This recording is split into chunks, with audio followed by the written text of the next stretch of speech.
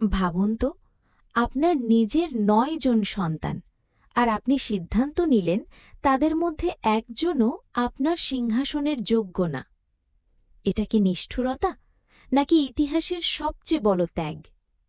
আজ আমরা জানব সেই রাজার গল্প, যার নামে এই দেশের নাম ভারত।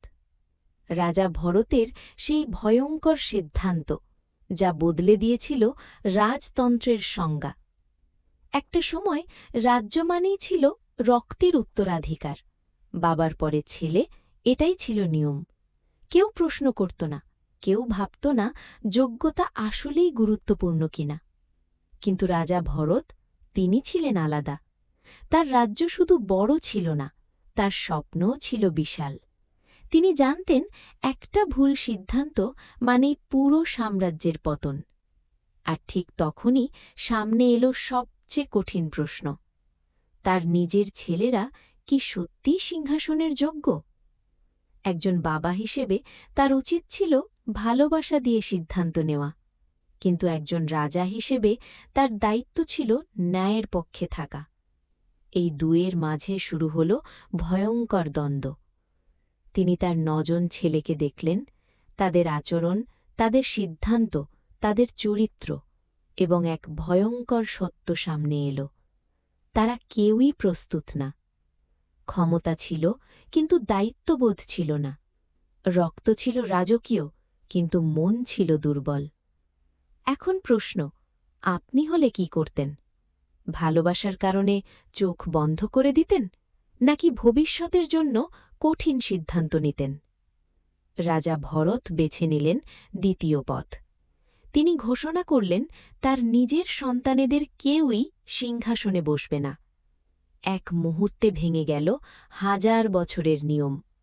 এক মুহূর্তে কেঁপে উঠল পুরো রাজ্য। মানুষ অবাক, মন্ত্রীরা বিভ্রান্ত, আর তার সন্তানরা ক্ষুব্ধ, অপমানিত, ভেঙে পড়া। কিন্তু ভরত থামেননি। তিনি খুঁজতে শুরু করলেন এমন একজনকে, যার রক্ত নয়, যোগ্যতা প্রমাণ করবে তার অধিকার। এই সিদ্ধান্ত শুধু একজন উত্তরাধিকারী বদলায়নি, এটা বদলে দিয়েছিল পুরো চিন্তাধারা। প্রথমবারের মতো রাজত্ব রক্তের নয়, যোগ্যতার হয়ে উঠল। কিন্তু এই গল্প এখানেই শেষ না। ভাবুন তো, একজন বাবা যিনি নিজের সন্তানেদের ভবিষ্যৎ কেড়ে নিচ্ছেন, তার ভেতরে কতটা কষ্ট ছিল। রাতের অন্ধকারে তিনি কি কখনো ভেঙে পড়েছিলেন?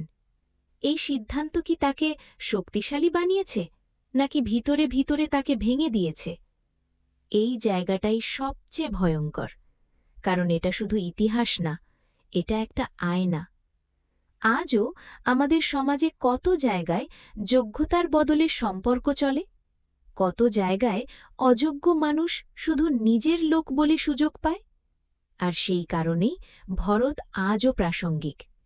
তিনি আমাদের শিখিয়েছেন সত্যিকারের নেতৃত্ব মানে ত্যাগ, এমন ত্যাগ যা আপনাকে একা করে দেয়, এমন সিদ্ধান্ত যা আপনাকে দোষী বানায় কিন্তু ভবিষ্যৎকে বাঁচায়।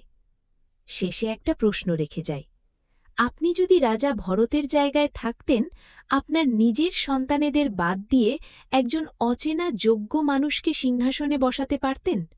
নাকি আপনি ভালোবাসাকে বেছে নিতেন আর ইতিহাসকে বদলানোর সুযোগ হারাতেন? যদি এই গল্পটা আপনাকে ভাবতে বাধ্য করে, তাহলে এখনই ভিডিওটা লাইক করুন, শেয়ার করুন আর সাবস্ক্রাইব করুন। আমাদের চ্যানেল হিন্দু স্টোরি টেলস, এখানে এমনই রহস্যময়, শক্তিশালী এবং চিন্তাশীল পুরাণ ও ইতিহাসের গল্প নিয়মিত আনা হয়, কারণ প্রতিটি গল্পের ভিতরেই লুকিয়ে আছে একটা শিক্ষা।